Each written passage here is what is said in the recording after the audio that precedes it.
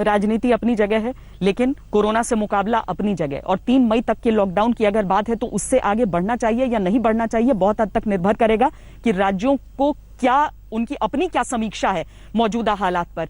हमारे साथ इस समय राजस्थान के उप मुख्यमंत्री सचिन पायलट और साथ में हरियाणा के उप मुख्यमंत्री दुष्यंत चौटाला जुड़े हुए हैं। पहले राजस्थान का रुख करना चाहूंगी मैं सचिन जी, और आपसे जानना चाहूंगी कि भले ही एक हिस्सा बहुत अच्छे से आप लोग नियंत्रण में करते हैं, लेकिन उसके बाद अचानक जयपुर के अंदर ही मामले एक के बाद एक आने लगते हैं और पता चलता है कि नहीं, अभी तो कंट्रोल में है नहीं। ऐसे में लॉकडाउन हटे, रहे, चरणबद्ध तरीके से हटे, इन चीजों को लेकर क्या राज्य सरकार में अभी पसोपेश है या आप लोगों को लगता है लॉकडाउन चलते रहना चाहिए? लगातार चर्चा हम लोग भी कर रहे हैं और पूरा देश भी कर रहा है कि हमें अगले कदम क्या उठाने चाहिए, लेकिन ये इतना आसान सवाल नहीं है। और अभी 10 दिन हमारे पास हैं 3 मई तक। मुझे लगता है कि हम सब कहते देते हैं कि घरों में रहो, लेकिन वो इतने सारे लोग जिनके पास घर ही नहीं है, जो घरों तक पहुंच नहीं पाए हैं, उनके लिए हम क्या उपाय ढूंढ पाएंगे? उन श्रमिकों को, लेबरों को अपने गांव घर तक हम कैसे पहुंचा पाएंगे? और अब तक दूसरा पहलू ये है श्वेता जी, जो अब तक हमने लॉकडाउन किया है 30 दिन का, अगर हम बहुत जल्दी एकदम से खोल देंगे तो पूरी मेहनत पानी फिर जाएगा। और भारत के पास वो संसाधन है नहीं कि हम 4th स्टेज में या कम्युनिटी स्प्रेड अगर हो जाए तो हम इसको टैकल कर पाए। तो अलग अलग स्टेट्स की अलग अलग कंडीशंस हैं और अलग अलग स्टेट्स में भी अलग अलग प्रांत हैं। जैसे आपने खुद कहा कि राजस्थान के अंदर लगातार हमारे आंकड़े बढ़ रहे हैं, तमाम कोशिशों के बाद, तमाम ताकत झोंकने के बाद भी आंकड़े बढ़ रहे हैं, संक्रमण फैल रहा है। इसको कंटेन करने के लिए अभी समय लगेगा, इसलिए कितना आसान नहीं है कि बढ़ाएं ना बढ़ाएं, लेकिन हमें वेट करना चाहिए 3 मई तक का। और जितने भी स्टेक होल्डर्स हैं, जो मेडिकल कम्युनिटी है, डॉक्टर्स हैं, स्टेट गवर्नमेंट्स हैं, उन सबसे चर्चा करने के बाद एक नीति बननी चाहिए और उसके तहत पहले से प्लानिंग करनी चाहिए। जो पहली बार लॉकडाउन हुआ था, वो सारे बॉर्डर सील करने पड़े थे, फिर बहुत अफरा तफरी मच गई थी। इसलिए सब स्टेक होल्डर से बात करने के बाद सोच समझकर, संभल कर कदम उठाना पड़ेगा। मैं जानता हूँ पीड़ा है, दुख है, परेशान है लोग, लेकिन बहुत जल्दी अगर लॉकडाउन को खोल दिया तो उससे हम लोगों का मूवमेंट रोक नहीं पाएंगे और फिर ये संक्रमण बहुत ज्यादा फैल जाएगा। हमें अमेरिका, इंग्लैंड, फ्रांस ने जो एक्सपीरियंस किए हैं, उन गलतियों को दोहराना नहीं है। ये हमें सोच समझ के कदम उठाना पड़ेगा 3 मई के बाद। जी, और हरियाणा दुष्यंत जी एक ऐसा राज्य है जहां पर भले ही उसका आकार उतना बड़ा न हो, उसकी आबादी का उस तरह का योगदान देश में न हो, लेकिन जब हम अर्थव्यवस्था की बात करते हैं तो हरियाणा एक बहुत बड़ा भार अपने कंधों पर उठाता है, वहां पर मौजूद उद्योगों के कारण।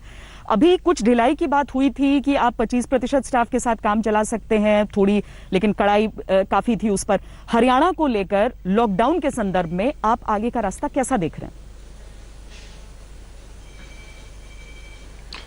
श्वेता जी, जहां लॉकडाउन की बात है, इंडस्ट्री को बैक टू लाइफ हमें लाने के लिए प्रयास ऑलरेडी सरकार ने अनेक करे हैं। आज का जो डाटा मेरे पास आया है उसके अंदर लगभग 17,000 एम्प्लॉयज़ को इन सेटू या फिर ऐसे एनवायरनमेंट में जहां पर किसी तरह का स्प्रेड ना हुआ हो, किसी तरह के केसेस ना आए हो, हमने अलाउ किया है, जो आज अपनी अपनी साइट्स पर काम कर रहे हैं। लगभग हमारे 3.25 लाख के आसपास लेबर ईंट भट्टों पर थी, उनको हमने परमिशन दी है कि वो अपने ऑपरेशंस को स्टार्ट करें। कंस्ट्रक्शन साइट जिसके अंदर 10 से ज़्यादा एम्प्लॉयज़ इन साइट हैं, उनको हमने परमिट किया है, जो रजिस्टर्ड है हमारे पास। इस तरीके से आज केंद्र सरकार का एक और नोटिफिकेशन आया जहां पर और अनेक चीज़ों को खोलने की प्राथमिकता दी जा रही है। मगर मैं आपके साथ एक चीज़ शेयर करना चाहूँगा कि हरियाणा में अब तक 270 केसेस पॉजिटिव आए थे, उसके अंदर 170 लोग रिकवर कर चुके, जो कि मैं मानता हूँ हमारी मेडिकल टीम की बहुत अच्छे प्रयास है। एक एक नागरिक ने लॉकडाउन का बड़ा पालन करने का काम किया। आज भी हमारे 5 ही ऐसे जिले हैं जो हॉट जोन में हैं। पिछले 48 घंटे में केवल मात्र 3 जिलों में नए केसेस सामने आए हैं। हमें हर नागरिक को ये समझाना पड़ेगा कि लॉकडाउन अपने आप में इस बीमारी को रोकने में, आज आपने दिल्ली के जहांगीरपुर की बात करी, वहाँ आप देखिए कि कैसे एक ही सर्कल के, एक ही गली के, जो सुनने में आया कि परिवार से जुड़े लोग थे, 46 लोग, इसका मतलब तो उस पूरी कम्युनिटी के अंदर ये वायरस स्प्रेड हो चुका है। जनता जागरूक है, आप लोगों के माध्यम से भी जनता बारी बारी इन चीज़ों को देख रही है, मगर लाइफ को बैक टू नॉर्मल लाना पड़ेगा और लाना इसी लड़ाई के साथ पड़ेगा कि हम सोशल डिस्टेंसिंग को मेंटेन करें, अपनी वर्क साइट्स को सैनिटाइज करें, अपने हाथों को सैनिटाइज निरंतर धोते रहे, करते रहे, जिससे कहीं ना कहीं वायरस के स्प्रेड को हम रोक पाएंगे। जो गलती अमेरिका ने करी वो गलती हिंदुस्तान नहीं कर सकता। अमेरिका की आबादी से कई गुना ज़्यादा हमारी आबादी है, और अगर इस तरह का स्प्रेड हिंदुस्तान में हमें देखने को मिला, मैं सचिन जी की बात को बिल्कुल सेकंड करता हूं कि अगर 130 करोड़ लोगों के अंदर ये वायरस फैल जाता है तो फिर इसके लिए पूरी दुनिया की मेडिकल व्यवस्था भी अगर लग जाएगी तो बचाना बहुत मुश्किल हो जाएगा। आज ही चाइना का आंकड़ा आया है कि चाइना में सेकेंड वेव एक नए शहर में शुरू हो चुकी है, जो अपने आप खतरे की घंटी है। लोग समझदार है और अगले 10 दिन मैं मानता हूं कि कठिन घड़ी है। उस कठिन घड़ी के अंदर एक एक हिंदुस्तान का नागरिक अगर मजबूती से कोरोना से लड़ेगा तो हम इससे हमारे हिंदुस्तान को बचा पाएंगे। वाकई यूं तो भारत जैसे बड़े देश में लॉकडाउन लागू कर दिया जाएगा, यही बहुत बड़ा अपना सवाल था। सबके मन में यह था कि क्या घोषणा तो हो गई है लेकिन ये होगा कैसे, लेकिन आखिरकार हुआ। सचिन जी, मैंने देखा कि किस तरीके से राजस्थान में, जो कि आपका अपना मंत्रालय है, उसके तहत मनरेगा का काम भी दिया गया लोगों को, ताकि भले ही लॉकडाउन रहे लेकिन कम से कम जो लोग रोज कमा रहे हैं, रोज खा रहे हैं, उनके लिए कुछ व्यवस्था हो जाए। आपको लगता है कि अगर इस मियाद के आगे जो कुल 40 दिन पूरे होंगे, उसके आगे अगर लंबे समय के लिए बढ़ाना भी हो अगर लॉकडाउन, तो क्या व्यवस्था होनी चाहिए? जो लोग अपने घरों से दूर हैं, जो मजदूर खासकर जो पैदल भी चलने को तैयार हो जाते हैं, क्या कोई ऐसी चीज है कि व्यवस्था की जा सके सोशल डिस्टेंसिंग को ध्यान में रखते हुए? सब कुछ संभव है श्वेता जी। अगर हम विदेशों से चार्टर्ड प्लेन में लोगों को वापस देश में ला सकते हैं, तो हमारे देश का नागरिक किसी एक राज्य में है और वहाँ ग्रीन जोन है, उसको किसी और राज्य के किसी और जिले में जाने, जो भी ग्रीन जोन है, तो वहां तो हम उनके लिए व्यवस्था कर सकते हैं ना। क्योंकि कितने दिनों, अच्छा जो व्यक्ति किसी और राज्य में है उसको जो सपोर्ट है, अगर वो गरीब भी है लेकिन अपने घर में जाएगा तो कम से कम क्वारंटीन बाहर रख सकते हैं उसको 14 दिन के लिए। तो कुछ ना कुछ व्यवस्था बैठानी पड़ेगी। और हम लोग बार बार जैसे कह देते हैं कि ये लॉकडाउन से लोग बहुत परेशान हैं। कौन सबसे ज्यादा जो परेशान लोग हैं वो है जो दिन में दिहाड़ी करता है, ठेला लगाता है, रिक्शा खींचता है, रोज कमा के अपने बच्चों का पेट पालता है। उन लोगों के लिए हमें तो कोई उपाय ढूंढना पड़ेगा। और मैं मानता हूं कि ये जल्दबाजी में हम कदम नहीं उठाएं, बिल्कुल ठीक है, लेकिन राजस्थान के अंदर भी जो नरेगा में लोग काम करते थे बिल्कुल ठप पड़ा था। 17 अप्रैल को मैंने मीटिंग ली थी तो सिर्फ 60,000 लोग एनरोल्ड थे नरेगा में। आज 5 दिन के बाद 7 लाख लोग आ गए हैं, 7 लाख। तो लोग, अब खेतों में काम कम हो रहा है तो लोग मजदूरी भी कर रहे हैं, लेकिन उनके हाथों में पैसा देंगे, इकोनॉमी को दोबारा रिवाइव करने का यही एक तरीका है। और मैं मानता हूं कि एक मॉडिफाइड, हमारे यहाँ पे जो लॉकडाउन चल रहा है वो मॉडिफाइड है। कुछ उद्योग जो ग्रामीण क्षेत्रों में, वहां पे लोग काम चालू कर चुके हैं, कुछ दुकानें हम खोलने की परमिशन दे चुके हैं। तो धीरे धीरे परमिशन दे के, लेकिन कॉम्प्रोमाइज नहीं कर सकते हम कर्फ्यू और लॉकडाउन की सैंक्टिटी को। अगर हम कर्फ्यू लगाएं, लॉकडाउन करें और कोई उसको माने ना, तो फिर हम अपने आप खतरा मोल ले रहे हैं। ये तो हम सबको अपने भविष्य, अपने परिवार, अपने समाज की सुरक्षा और स्वास्थ्य को ध्यान में रखते हुए खुद ही निर्णय करना पड़ेगा। और आप बिल्कुल ठीक कह रही थी, इतने बड़े देश में लॉकडाउन करना कोई छोटी बात नहीं है। इस सब लोगों का योगदान है इसके अंदर, अलग अलग राजनीतिक पार्टियां, अलग अलग सरकारें, सब स्टेक होल्डर्स। और जितना ज्यादा हम इसको प्रचलित करेंगे, मैं समझता हूँ उतनी कामयाबी मिल सकती है। हम टेस्टिंग अभी बहुत कम कर रहे हैं। अगर हम टेस्टिंग बढ़ाएंगे, फिर ट्रीट करेंगे, आइसोलेट करेंगे, यही लॉन्ग टर्म सोल्यूशन है। सिर्फ लॉकडाउन करने से सोल्यूशन आने वाला नहीं है। हम लोगों को वैक्सीन की वेट करनी पड़ेगी, लेकिन तब तक यह महामारी बनकर बहुत दूर तक ना फैल जाए, इसके लिए हम सब लोगों को जिम्मेदारी से कदम उठाने पड़ेंगे। उन मजदूरों का सवाल मैं दुष्यंत जी आपसे भी जोड़ना चाहती हूँ, क्योंकि हरियाणा भले ही हर क्षेत्र में सेना से लेके खेल तक हर जगह अव्वल नजर आता है, लेकिन मजदूरों की जब बात आती है तो देश के बाकी प्रदेशों के जो लोग हैं वो भी काम करने आते हैं। उनमें से कई हैं जो जिन्होंने पलायन की कोशिश की। क्या आप कह सकते हैं कि हरियाणा में जितने मजदूर थे, जितने आवश्यक होंगे आज दोबारा उन उद्योगों को शुरू करने के लिए, वो वहीं पर हैं? क्या कामकाज आप कोशिश करें कि दोबारा कम से कम अर्थव्यवस्था की गाड़ी को सही तरीके से शुरू किया जा सके, मैन्युफैक्चरिंग शुरू हो सके, तो वो आज की तारीख में 3 मई के आगे अगर वो छूट दी जाती है पूरी तरीके से उद्योगों को, तो वो हो सकेगा? श्वेता जी, बड़ा अच्छा और अहम सवाल है, क्योंकि आपने खुद देखा किस तरीके से बड़ी मात्रा के अंदर लेबर की माइग्रेशन हमें दिखी, और वो कोई पैसों के लालच में मूवमेंट नहीं थी, वो इमोशंस थे जो लोगों को अपने परिवार की ओर लेकर चल रहे थे। लोगों की 600-700 किलोमीटर की पद यात्रा को आपने दिखाया, मगर आज के दिन भी हम ये मानते हैं कि जो लेबर है वो हमारी धरोहर है और उन बिना हमारी इंडस्ट्रीज कामयाब नहीं होगी। आज हमने खुद 10,000 के आसपास लोगों को अलग अलग शेल्टर होम्स में रखा था, मगर अच्छी चीज देखने को आई कि निरंतर लोग अपनी वर्क लाइफ में वापस जाने लग गए। जिस तरीके से सेल्फ हेल्प ग्रुप्स थे रूरल इकोनॉमी के अंदर, महिलाओं को हमने प्रेरित किया और हमने हमारी वीट परचेज के लिए फार्मर्स को, हमारे एम्प्लॉयज़ को मास्क मिल जाए, महिलाओं से कपड़े के मास्क बनवाकर सप्लाई करने का काम किया।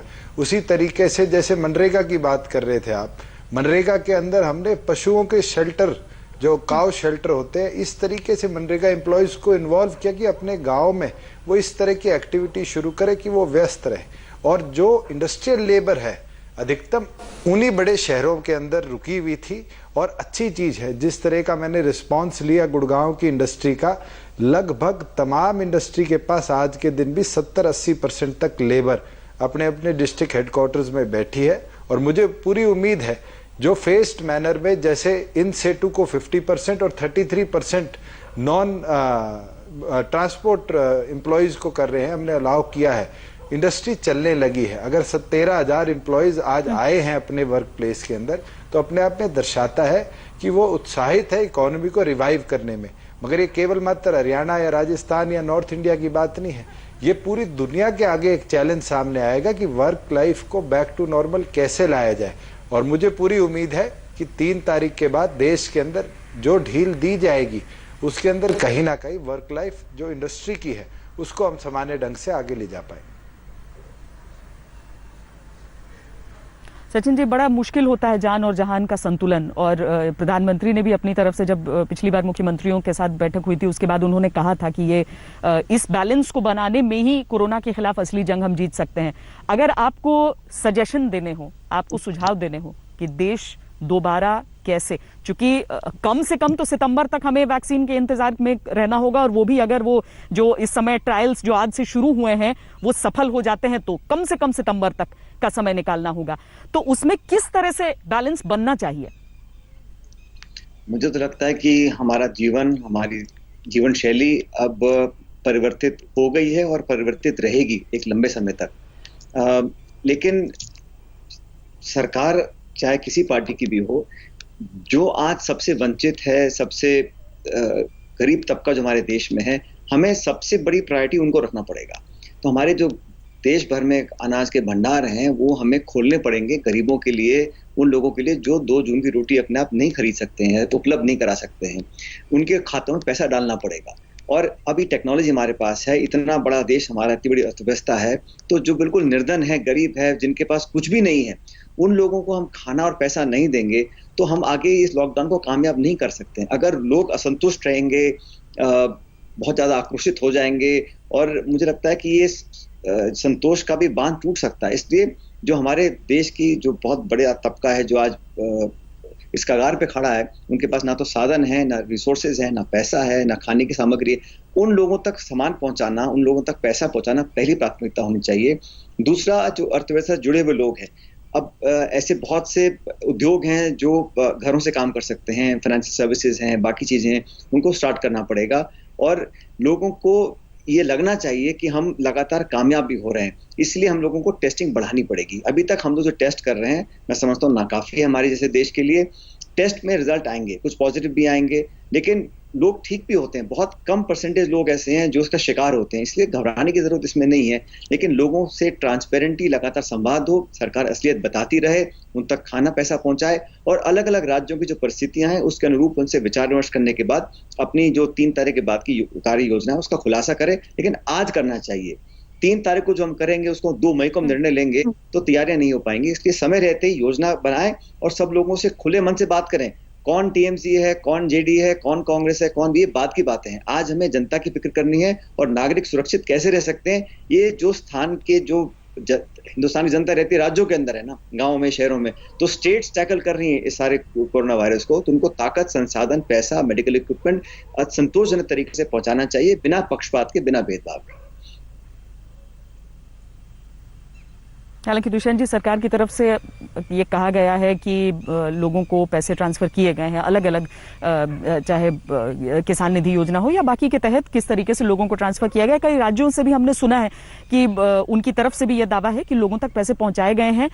पर यहाँ पर सवाल एक और बड़ा उठ रहा है, वो ये कि कटौतियां हो रही हैं केंद्रीय कर्मचारियों का। हमने देखा कि किस तरीके से उनको इसका सामना करना पड़ेगा। जो उद्योगपति हैं उनमें से कई अपनी तरफ से डोनेट कर रहे हैं, छोटे छोटे लोग वो अपनी तरफ से कर रहे हैं। लेकिन एक और चीज है, वो ये कि लोग ये नहीं समझ पा रहे हैं कि कब तक उनका ये बलिदान, कब तक उनका ये इंतजार, कब तक उनका ये धैर्य, कब तक। हम क्या समझे कि कल की तारीख में अगर उद्योग धंधे शुरू भी हो जाएं तो कम से कम उन लोगों को वर्क फ्रॉम होम ही तब तक करना चाहिए जिनका दफ्तर जाना अनिवार्य न हो। उन लोगों को तब तक अपने घरों में ही रहने की कोशिश करना चाहिए जिन्हें बाहर घूमने फिरने से कोई बहुत सकारात्मक फायदा नहीं हो रहा है। क्या पूरी तरीके से शैली जीवन की तब तक बदली रहेगी जब तक कोई वैक्सीन, कोई इलाज हमारे सामने न हो? राज्य सरकारों का क्या है इस पर सोचना? श्वेता जी, जैसे आपने बात रखी कि कब तक का जवाब तो मेरे ख्याल से आज के दिन किसी भी देश के पास नहीं है। मगर जिस गंभीरता के साथ हिंदुस्तान ने अब तक लड़ाई लड़ी है और जिस तरीके से अधिकतम जिलों को रेड से हमने ग्रीन की ओर कन्वर्ट किया, एक्सेप्ट एपिसेंटर्स जिनको आप कह सकते हैं, जो दिन प्रतिदिन बढ़ते जा रहे हैं, चाहे वो दिल्ली है, मुंबई है या और हमारे मेट्रोपॉलिटन सिटीज हैं जिसके अंदर नंबर ऑफ केसेस इंक्रीज हो रहे हैं। बिल्कुल उन हॉटस्पॉट्स को छोड़कर बाकी जगह हमें अपने जीवन काल को वापस लाना पड़ेगा। आज हमारे कोर्ट्स बंद हैं, आज हमारे अधिकतम दफ्तर बंद हैं, अधिकतम हमारी इंडस्ट्री बंद है। मुझे लगता है कि अगर सोशल डिस्टेंसिंग नॉर्म्स को हम प्रॉपरली फॉलो करेंगे, हमने हरियाणा प्रदेश के अंदर रेवेन्यू डिपार्टमेंट ने अपनी तहसील, सब तहसीलों को खोलने का काम किया और आज ये नतीजा है कि हमारे पास दिन प्रतिदिन लगभग 80-90 लोग आकर अपने कागजी कार्रवाइयों को पूरा करा रहे हैं। मगर हम ट्रांसपोर्ट कब खोलेंगे, हम रेलवे कब खोलेंगे, ये गंभीर विषय बनता है। जैसे सचिन जी कह रहे थे कि लोग घर वापस आना चाहते हैं। इनके राजस्थान के कोटा के अंदर लगभग 900 से ऊपर छात्र हरियाणा के पिछले 30 दिनों से वहाँ पर बैठे थे, कोचिंग नहीं चल रही। आज हमने राजस्थान सरकार के साथ आग्रह कर उनसे रिक्वेस्ट कर क्योंकि वो अपने आप में एक आइसोलेटेड जोन में थे, वो हमारे छात्रों को वापस बुलाने का आग्रह किया है और मुझे उम्मीद है कि कल तक हम लगभग उन 900 छात्र छात्राओं को वापस ला पाएंगे। पर इसी तरीके से कोई बेंगलोर में है, कोई हैदराबाद में है, कोई चेन्नई में है। आज इंटर स्टेट ट्रांसपोर्ट बिल्कुल बंद है और वो चीज़ देखने की है कि सारी सरकारें, सारे प्रदेश मिलकर किस तरीके से आने वाले दिनों में एक प्लानिंग बनाएगी कि अपने अपने लोग जो वापस आना चाहते हैं उनको कैसे मूवमेंट की जाए। और अगर मूवमेंट हो जाती है तो रूटीन बैक टू नॉर्मल आने में समय नहीं लगेगा। हमने बाढ़ की स्थिति भी देखी है, हमने भूकंप की स्थिति भी देखी है, हमने सुनामी की स्थिति भी देखी है। समय जरूर लगेगा, मगर वही बात आ जाती है जो प्रधानमंत्री ने कही थी कि जान है तो जहान है। अगर हम अपने आप को बचा पाएंगे इस महामारी से तो बिल्कुल वापस आने में कोई ज्यादा समय नहीं लगेगा। हिंदुस्तानी फाइटर्स हैं and will fight it out hard. Sachin ji, लेकिन ट्रैवलिंग जो है, वो यात्रा जो है, वो सीधे तौर पर अगर हम समझें तो केवल वो जो सबसे ज्यादा जरूरी हो, जैसे कोटा के छात्रों की बात अभी दुष्यंत जी ने की, जिन्हें उत्तर प्रदेश अपने पास ले गया, लेकिन बाकी राज्यों के कैसे जाएं अभी तक पता नहीं। जो मजदूरों की बात है, वो अगर वाकई अपने गांव तक जाना चाहते हैं या फिर कामकाज के लिए रुकना चाहते हैं कहीं पर, तो उनकी व्यवस्था, ये यात्राएं तो समझ में आती हैं, लेकिन अभी लंबे समय तक समझ नहीं आ रहा कि यात्राएं जो बाकी हैं वो लागू होंगी या उसके लिए तो अभी और लंबा इंतजार करना पड़ेगा। ये लॉकडाउन जब भी जाएगा उसे तो बहुत चरणबद्ध और बहुत योजनाबद्ध तरीके से हटाना पड़ेगा। इसको बहुत ही कैलिब्रेटेड तरीके से हमें टैकल करना पड़ेगा। आप अगर बॉर्डर्स खोल दीजिएगा और लोग बसों में और ट्रेनों में चढ़ के जाएंगे, भर के जाएंगे, तो फिर ये रुक पाना इम्पॉसिबल हो जाएगा। इसलिए जो बहुत एसेंशियल ट्रैवल है, जो, और मैं तो फिर भी कहता हूँ अगर आप बॉर्डर्स को खोलते भी हैं तो हर व्यक्ति को स्क्रीन करिए और जहां भी अपने घर में जाए, अगर कोई हॉट जोन से आया है तो उसको 14 दिन के लिए आइसोलेट करके रखें। ये सारे कदम जिला लेवल से लेके राज्य लेवल और केंद्र सरकार तक उठाने पड़ेंगे। इंक्रीमेंटली हमें खोलना ही पड़ेगा, इसका कोई विकल्प नहीं है। लेकिन इस जल्दबाजी में कहीं ऐसा ना हो कि हम बहुत भारी नुकसान उठाएं। जैसा सेकेंड वेव की लोग बात करते हैं, लोग कहते हैं कि जून में पीक करेगा। इसलिए हमें संतोष रखना चाहिए और हम आपके साथी जो मीडिया कर्मी हैं रोज इस पे चर्चा करते हैं, कब हटेगा, कब खुलेगा। वो तो स्थिति पे डिपेंड करेगा ना, किसी के चाहने ना चाहने, कौन चाहता है कि लॉकडाउन रहे, किस व्यक्ति को आज मजा आ रहा है, किस सरकार को आज अच्छा लग रहा है कि हमारे लोग अपने घरों में हैं, काम नहीं कर पा रहे हैं, बहुत दिक्कत अर्थव्यवस्था को है, लोगों को है, स्वास्थ्य को है। सब चाहते हैं कि वापस पटरी पर गाड़ी आए, लेकिन हमें दूसरे देशों के अनुभव से सीखना पड़ेगा और हम कोई चांस लेने की स्थिति में है ही नहीं। तो लॉकडाउन जो खुलेगा, ट्रैवल होगा, मुझे लगता है सिर्फ बेयर एसेंशियल्स के लिए करना चाहिए। जो लोग फंसे हैं और अनइन्फेक्टेड हैं, नेगेटिव टेस्ट में हैं, ट्रांसपोर्ट सेफली वापस जा सकते हैं, तो उसकी एक सेंट्रल पॉलिसी बननी चाहिए। जहां तक कोटा की बात है, जो राज्य सरकार हमसे आग्रह कर रही है उनको परमिशन दी जा रही है। मध्य प्रदेश, छत्तीसगढ़ की सरकारों ने आग्रह किया था, वहां उनके बच्चे वापस जा रहे हैं। लेकिन नागरिक सब हैं, चाहे वो श्रमिक है या छात्र छात्राएं हैं, हम सबको कोई ना कोई पॉलिसी के तहत उनको डील करना पड़ेगा। सेफ गार्ड्स इंश्योर करने के बाद अपने लोग घर पहुंच सकें। और मुझे तो लगता है कि अगर कोई माइग्रेंट लेबर भी है, वो अपने घर में, अपने परिवार में ज्यादा सुरक्षित महसूस करेगा, ज्यादा सुरक्षित रह भी पाएगा। अब हमारे राजस्थान के लोग पूरे हिंदुस्तान भर में है, तेलंगाना, आंध्रा, कर्नाटका, हर जगह वहीं पे हैं पिछले 1 महीने से। तो अगर जो टेस्ट करने के बाद अगर उनको सेफली हम अपने घरों में ला सकते हैं, तो यहाँ पर आकर वो, मुझे लगता है कि कोरोना से अच्छी तरह लड़ सकते हैं। उनको संबल मिलेगा, ताकत मिलेगा, घर परिवार के लोग होंगे, एक आदमी को हिम्मत बनती है। इसलिए जरूरी है कि हम नेशनल पॉलिसी बनाएं और safe zone to safe zone travel का जो है हमें कहीं ना कहीं खोलना पड़ेगा। जी, चूंकि जापान, दक्षिण कोरिया ऐसे देश रहे जो लगा कि पूरी तरीके से उन्होंने नियंत्रण में कर लिया है लॉकडाउन के बाद, लेकिन उसके बाद एक बार फिर हमने देखा कि किस तरीके से मामले वहां पर बढ़ने शुरू हो गए। इसलिए जब तक इसका इलाज नहीं, वैक्सीन नहीं, तब तक पूरी छूट तो नहीं दी जा सकती है। लेकिन दुष्यंत जी, एक राज्य के तौर पर आपको अगर सोचना हो कि लॉकडाउन के आगे आप किस तरह की छूट दे पाएंगे अपने नागरिकों को, तो क्या सोच है इस समय? श्वेता जी, आज के दिन भी हमने प्रयास किया है कि पिछले 30 दिनों के अंदर जहां एसेंशियल कमोडिटीज़ को हमने परमिट किया, वहीं धीरे धीरे कर लाइफ सामान्य हो। और ख़ास तौर पर जो जोन्स आज हमारे ग्रीन हैं और हर 14 दिन के अंदर उनका रिव्यू किया जाता है, जो रेड से कन्वर्ट होते हैं, उनको हम दिन प्रतिदिन की कार्रवाई के अंदर छूट देने का काम कर रहे हैं। हमारे पास तो सबसे बड़ा आज टास्क जो है वो प्रोक्योरमेंट का है। लगभग 80-90 लाख मेट्रिक टन हमारे पास गेहूं आती है, और जिस बड़ी संख्या में किसान हमारा मंडियों में आता है, वहाँ आड़ती भी है। मगर मैं बधाई दूंगा हरियाणा प्रदेश के किसान को, जिसने अपने आप बारदाना लेकर अपने घरों के अंदर स्टोर करने का काम किया।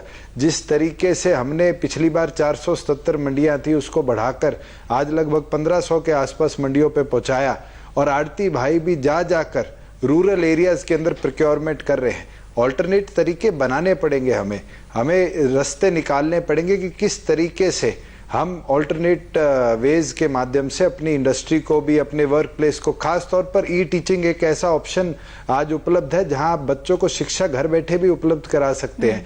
पेरेंट्स आज उसके अंदर बड़ी मदद कर रहे हैं कि अपने बच्चों की शिक्षा को दोबारा स्टार्ट कर रहे हैं। वहीं आज कॉलेजेस बंद हैं, उनको कैसे दोबारा शुरू किया जाए, क्योंकि वहाँ तो पूरे प्रदेश या देश से अलग अलग क्षेत्रों से बच्चे आकर पढ़ने का काम करेंगे। आज हमें हॉस्पिटल्स को, ओपीडीज को बैक टू नॉर्मल लाना पड़ेगा। हमने एक प्रयास किया, क्योंकि रोडवेज की बसें आज बंद थी हरियाणा के अंदर, हमने 450 के लगभग रोडवेज की बसों के अंदर डॉक्टर्स की टीम बनाई और हमने उनको गाँव वाइज भेजना शुरू किया। और एक चीज सामने आई कि पहले जींद जिले का अगर मैं एग्जांपल लूं, तो लगभग 2100-2200 पेशेंट्स को डॉक्टर हॉस्पिटल्स में, सीएचसी में देख पाते थे। अब वहां पर 2800-3000 के आसपास पेशेंट्स को हम दिन प्रतिदिन देख पा रहे हैं। तो एफिशिएंसी के लिए ऑल्टरनेटिव सरकारों को निकालने पड़ेंगे और तरीके ढूंढकर ही इस लॉकडाउन को फेस्ड मैनर में ही हम खोल पाएंगे आने वाले भविष्य में। जी वाकई, अब बस वही देखना है कि ये चरणबद्ध तरीका होगा तो क्या होगा, और इसी पर मंथन सोमवार को होनी है। बहुत बहुत धन्यवाद सचिन पायलट और दुष्यंत चौटाला जी हमसे बातचीत करने के लिए। नमस्कार, मैं हूं अंजना ओम कश्यप। हमें उम्मीद है ये वीडियो आपको पसंद आया होगा।